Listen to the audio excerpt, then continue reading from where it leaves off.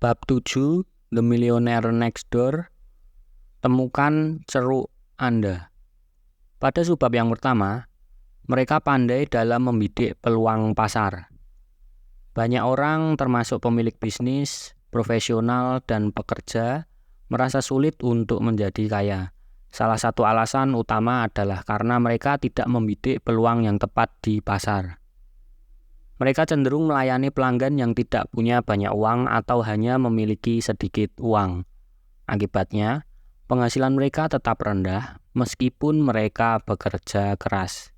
Selain itu, ada asumsi umum bahwa orang kaya adalah orang yang hemat dan tidak mengeluarkan banyak uang, sehingga sebagian besar orang tidak membidik mereka sebagai target pasar yang menguntungkan.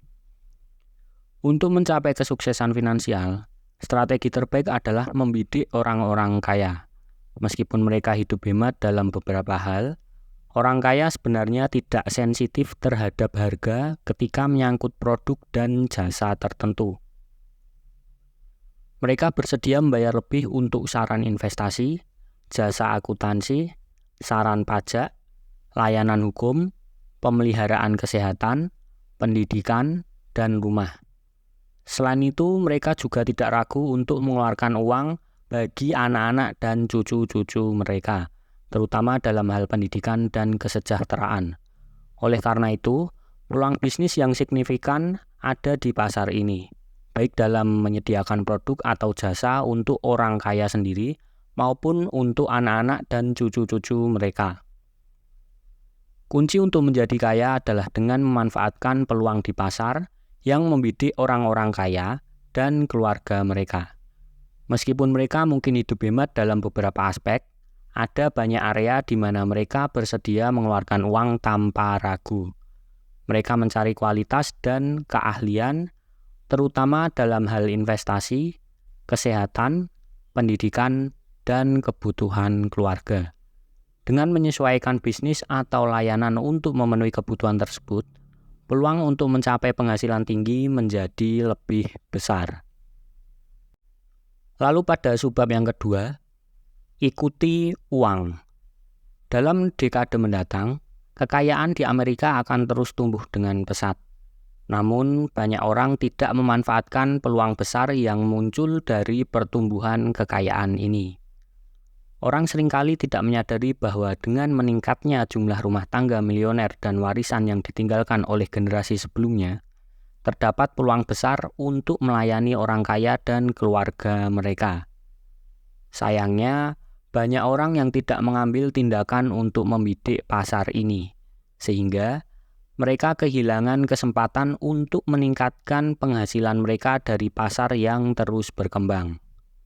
Nah, untuk mengambil peluang ini, penting untuk memahami pola kekayaan di Amerika dan bagaimana kekayaan ini diwariskan dari generasi ke generasi. Dengan memanfaatkan informasi bahwa rumah tangga milioner menguasai lebih dari separuh kekayaan swasta di Amerika dan akan terus bertambah hingga tahun 2005, bisnis dapat diarahkan pada kebutuhan orang kaya. Salah satu strategi utama adalah melayani kebutuhan anak-anak dan cucu-cucu mereka yang menerima hadiah dan warisan dalam jumlah besar dari orang tua dan kakek nenek kaya mereka. Produk dan layanan yang berkaitan dengan properti, pendidikan, kesehatan, serta kebutuhan keluarga dapat menjadi peluang yang signifikan. Pertumbuhan kekayaan di Amerika, terutama di kalangan rumah tangga milioner, menciptakan peluang besar bagi mereka yang siap melayani orang kaya dan keluarga mereka. Dengan pemahaman mendalam tentang pola distribusi kekayaan melalui warisan dan hadiah bebas pajak, bisnis dapat menargetkan segmen pasar ini secara efektif. Penting untuk memanfaatkan tren ini dan menyediakan layanan yang relevan bagi orang kaya, terutama dalam hal kebutuhan investasi, pendidikan, dan perawatan kesehatan, untuk meraih keuntungan di pasar yang berkembang pesat ini. Nah, lalu pada subbab yang ketiga, bisnis dan profesi yang kemungkinan besar memperoleh keuntungan dari orang kaya. Yang pertama, pengacara yang mempunyai spesialisasi. Seorang ayah bertanya tentang profesi yang ideal untuk putranya, yang saat ini adalah mahasiswa dengan nilai akademik yang tinggi. Saat profesi pengacara disarankan, sang ayah merasa sudah terlalu banyak pengacara di luar sana. Namun, kenyataannya meskipun banyak lulusan fakultas hukum, permintaan akan pengacara berkualitas tetap tinggi. Terutama di bidang hukum yang spesifik seperti warisan, perpajakan, dan imigrasi. Bidang-bidang hukum ini sangat relevan mengingat banyaknya kekayaan yang diwariskan, tantangan pajak bagi orang kaya, dan perubahan dalam imigrasi global. 3 bidang hukum yang menawarkan peluang besar. Yang pertama, hukum warisan. Dalam dekade mendatang, pengacara warisan akan berperan penting dalam mengelola aset besar yang diwariskan oleh generasi kaya. Dengan lebih dari 25 miliar dolar, potensi pendapatan dari pengurusan warisan bernilai 1 juta dolar atau lebih.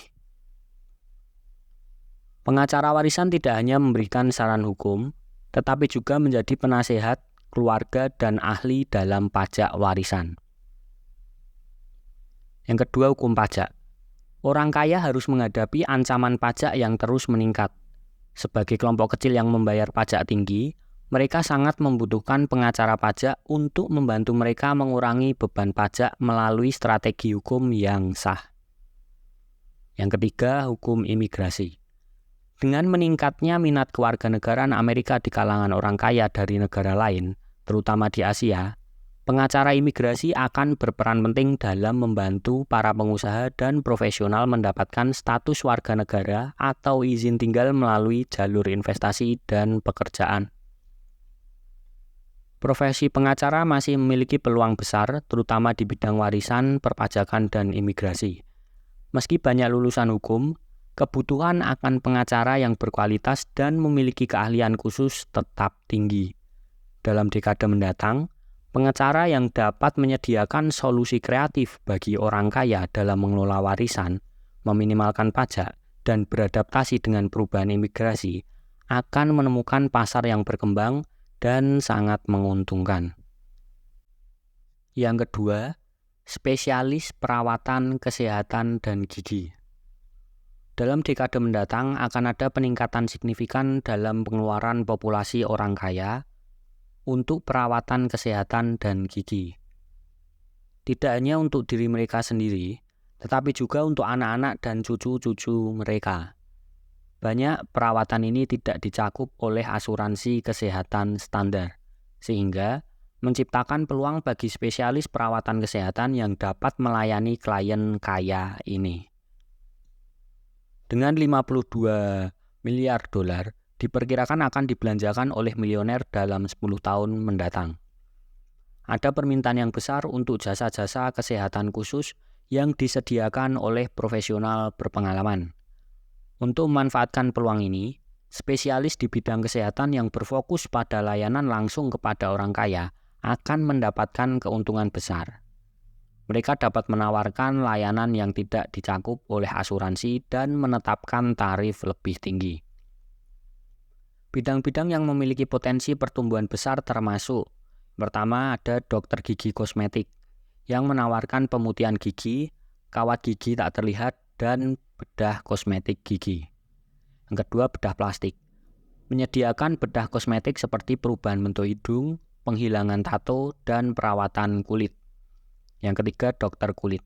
Menyediakan perawatan untuk menghilangkan tahi lalat, mengobati jerawat, serta perawatan anti penuaan. Lalu yang keempat, ahli alergi dan psikolog. Mengobati kondisi alergi dan memberikan layanan konsultasi kesehatan mental yang berkaitan dengan stres, depresi, dan masalah kecemasan. Lalu yang kelima, chiropraktor, yakni mengobati masalah sakit leher, punggung, dan stres. Nah, populasi orang kaya yang semakin prioritaskan perawatan kesehatan yang tidak ditanggung oleh asuransi, terutama untuk keluarga mereka, spesialis perawatan kesehatan yang memiliki keahlian tinggi dan reputasi baik dapat mengambil peluang ini dengan menawarkan layanan yang spesifik dan berkualitas tinggi kepada mereka. Dengan meningkatkan fokus pada pasar yang kaya, para profesional ini dapat memperoleh manfaat besar dari pengeluaran kesehatan yang diproyeksikan tumbuh pesat selama dekade mendatang. Yang ketiga, likuidator, fasilitator, dan penaksir nilai harta. Tidak semua hadiah antar generasi berupa uang tunai. Banyak orang tua atau kakek nenek memberikan harta berharga berupa non-aset, aset non-liquid, seperti bisnis keluarga, koleksi barang antik, tanah, perhiasan, atau real estate. Tantangan muncul ketika penerima warisan tidak tertarik atau tidak memiliki pengetahuan untuk mengelola aset-aset ini dan ingin segera mengubahnya menjadi uang tunai. Kurangnya pemahaman mengenai nilai sebenarnya dari barang-barang tersebut dapat menyebabkan kesalahan dalam pengelolaan atau penjualan yang akhirnya merugikan penerima. Nah, untuk mengatasi masalah ini, penerima warisan perlu mencari bantuan dari spesialis yang ahli dalam penilaian dan manajemen aset. Beberapa spesialis yang dapat membantu termasuk yang pertama, penaksir dan juru lelang. Menilai dan menjual aset-aset seperti karya seni, barang antik, dan koleksi lainnya. Yang kedua, pedagang uang logam dan perangko. Menilai dan membeli koleksi uang logam dan perangko. Yang ketiga, pemilik rumah gadai. Spesialis dalam membeli perhiasan, logam mulia, barang antik, dan senjata api. Yang keempat, manajemen real estate. Mengelola properti dan aset real estate dengan menyediakan layanan pemeliharaan, penyewaan, dan penjualan. Nah, mewarisi aset non-liquid seperti bisnis atau barang koleksi seringkali memerlukan keahlian untuk menentukan nilai dan cara pengolahannya. Dalam situasi seperti ini, bantuan dari para spesialis sangat diperlukan untuk membantu penerima warisan dalam mengambil keputusan yang bijak. Dengan bantuan yang tepat, aset-aset berharga ini dapat dimanfaatkan dengan baik, dijual dengan nilai maksimal, atau dikelola untuk menghasilkan keuntungan jangka panjang. Lalu yang keempat, lembaga dan profesional pendidikan. Lebih dari 40% orang kaya di Amerika membiayai pendidikan cucu-cucu mereka di sekolah swasta, baik di tingkat dasar maupun menengah. Ini mengakibatkan permintaan yang tinggi akan fasilitas pendidikan swasta, termasuk guru, konselor, dan tutor. Selain itu, biaya pendidikan di sekolah-sekolah ini meningkat tajam karena kakek nenek kaya yang membayar uang sekolah seringkali tidak terpengaruh oleh kenaikan biaya. Mereka cenderung tidak memperhatikan kenaikan tajam ini. Hal ini menimbulkan masalah bagi keluarga lain yang juga menginginkan pendidikan berkualitas namun harus menghadapi biaya yang semakin tinggi. Untuk menghadapi tantangan ini, dibutuhkan adanya peningkatan kualitas dan kuantitas fasilitas pendidikan swasta, permintaan akan guru yang berkualitas, konselor karir, serta tutor yang spesialis di berbagai bidang seperti musik, drama, seni, dan pendidikan bagi anak-anak dengan kebutuhan khusus akan terus meningkat. Selain itu, pemilik usaha di bidang pendidikan juga perlu merespon perubahan ini dengan menawarkan program pendidikan yang lebih beragam dan terjangkau untuk memenuhi kebutuhan populasi yang semakin berkembang ini. Dengan bertambahnya populasi orang kaya yang mendanai pendidikan cucu-cucunya di sekolah swasta, permintaan akan fasilitas pendidikan premium akan terus meningkat. Sementara, biaya pendidikan terus naik. Penting bagi sektor pendidikan swasta untuk menyediakan pilihan yang lebih fleksibel dan berkualitas tinggi. Dengan begitu, semua pihak dapat merasakan manfaat dari investasi dalam pendidikan yang berkelanjutan, baik bagi siswa, guru, maupun institusi pendidikan. Lalu yang kelima, spesialis jasa profesional. Pengalih kekayaan antar generasi seringkali menjadi tantangan besar bagi orang kaya, terutama terkait dengan pajak hadiah dan pajak warisan yang besar. Dalam proses ini, pengacara dan akuntan memiliki peran yang sangat krusial. Orang kaya membutuhkan saran yang lebih dari sekedar akuntansi dasar atau jasa hukum untuk memastikan kekayaan mereka dapat didistribusikan dengan efisien dan sesuai dengan aturan yang berlaku. Tanpa perencanaan yang tepat, keluarga bisa menghadapi beban pajak yang besar dan potensi penurunan nilai warisan yang diterima. Pengacara dan akuntan berperan sebagai penasihat utama dalam memberikan strategi perencanaan pajak, solusi terkait pajak warisan, serta pengelolaan dana perwalian dan hadiah. Mereka membantu klien dalam merancang solusi yang paling efektif untuk mengurangi beban pajak sambil tetap mematuhi regulasi. Akuntan dalam banyak kasus juga berperan sebagai eksekutor pendamping yang membantu mengelola warisan sehingga dapat memastikan bahwa transfer kekayaan berjalan lancar. Klien seringkali mempercayakan pengelolaan kekayaan ini kepada para profesional yang memiliki pemahaman mendalam tentang perencanaan jangka panjang dan strategi distribusi yang optimal. Dalam pengalihan kekayaan antar generasi, profesional seperti pengacara dan akuntan memainkan peran vital untuk melindungi dan mengelola kekayaan keluarga. Dengan keahlian mereka dalam perencanaan pajak, pengelolaan dana perwalian, dan evaluasi aset, mereka menjadi penasehat terpercaya yang membantu klien mempertahankan nilai kekayaan, sambil meminimalkan resiko pajak yang besar. Oleh karena itu, peran akuntan dan pengacara tidak hanya membantu mengelola aspek finansial, tetapi juga menjaga kelangsungan kesejahteraan keluarga secara lintas generasi. Lalu yang keenam, spesialis perumahan atau produk atau jasa perumahan. Lebih dari separuh populasi orang kaya memberikan subsidi atau bantuan keuangan kepada keturunan mereka untuk membeli rumah. Namun bantuan keuangan ini seringkali membuat penerima subsidi kurang sensitif terhadap variasi harga rumah.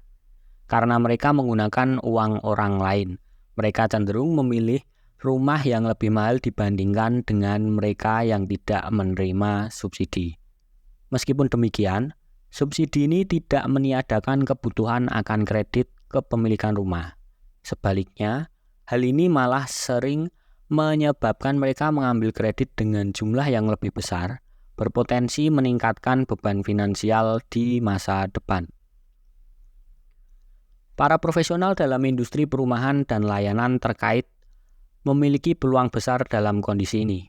Spesialis yang diuntungkan dari tren ini mencakup kontraktor, pembangun, dan renovasi rumah, agen real estate, pengembang properti hunian, pemberi kredit kepemilikan rumah, serta penyedia jasa dekorasi interior.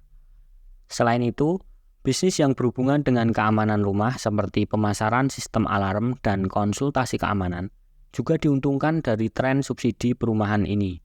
Mereka dapat menawarkan solusi yang sesuai dengan peningkatan kebutuhan dari pasar kelas menengah atas ini. Nah, bantuan keuangan yang diberikan oleh generasi orang kaya kepada keturunannya untuk membeli rumah membuka peluang besar bagi berbagai sektor terkait perumahan.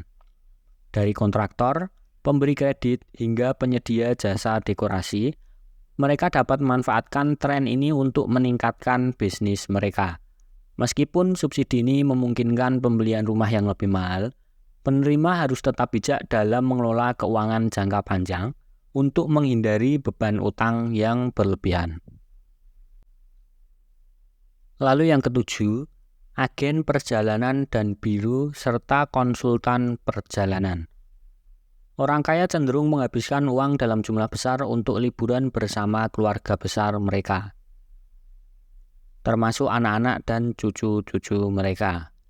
Sebanyak 55% dari mereka telah menghabiskan lebih dari $5.000 untuk liburan, dan sekitar 1 dari 6 orang mengeluarkan lebih dari $10.000. Tren ini menunjukkan adanya kebutuhan khusus untuk layanan liburan yang berorientasi pada keluarga besar, baik untuk pengalaman mewah maupun petualangan yang unik. Spesialis yang bergerak dalam bidang pemasaran dan penyedia layanan liburan keluarga dapat meraih keuntungan besar dari tren ini. Pemasar tempat peristirahatan yang berfokus pada keluarga, pelayaran, tur dunia, petualangan, dan safari akan sangat diuntungkan. Mereka dapat menawarkan paket-paket liburan yang dirancang khusus untuk memenuhi kebutuhan keluarga kaya yang ingin menghabiskan waktu berkualitas bersama dalam suasana eksklusif dan penuh petualangan. Selain itu, menciptakan pengalaman yang unik dan menyesuaikan layanan dengan preferensi individu akan menambah daya tarik pasar ini. Nah, liburan keluarga besar menjadi tren yang signifikan di kalangan orang kaya, yang membuka peluang besar bagi industri pariwisata. Penyedia layanan seperti tempat peristirahatan, pelayaran, dan tur petualangan yang berorientasi keluarga dapat memanfaatkan tren ini dengan menawarkan pengalaman yang mewah dan tak terlupakan. Dengan terus meningkatkan kualitas layanan dan menawarkan paket liburan yang menarik, para profesional di bidang ini bisa meraih kesuksesan dalam memenuhi kebutuhan pasar kelas atas ini. Lalu yang ke-8, di mana kemungkinan peluang itu terjadi. Bagi mereka yang ingin menargetkan orang kaya sebagai pelanggan, penting untuk memahami distribusi geografis dari peluang yang tersedia. Banyak profesional pemasaran dan bisnis tidak sepenuhnya menyadari di mana letak konsentrasi terbesar dari orang-orang kaya ini. Nah, data menunjukkan bahwa terdapat banyak jutawan yang masih hidup dan aktif secara finansial, yang lebih relevan untuk ditargetkan daripada hanya mengandalkan warisan yang akan diterima. Oleh karena itu, mengenali wilayah geografis dengan konsentrasi jutawan tertinggi adalah kunci dalam strategi pemasaran yang efektif. Nah, langkah pertama untuk menjawab masalah ini adalah dengan memanfaatkan data geografis yang menunjukkan di mana konsentrasi rumah tangga dengan kekayaan bersih $1 juta atau lebih berada. Misalnya, California memiliki populasi rumah tangga jutawan terbesar. Namun, Connecticut memiliki konsentrasi jutawan tertinggi per 100.000 rumah tangga. Dengan informasi ini, para pemasar dapat merancang kampanye yang lebih terarah untuk menjangkau kelompok ini. Memfokuskan sumber daya pemasaran di daerah-daerah dengan konsentrasi jutawan tertinggi akan meningkatkan efisiensi dan potensi keberhasilan bisnis.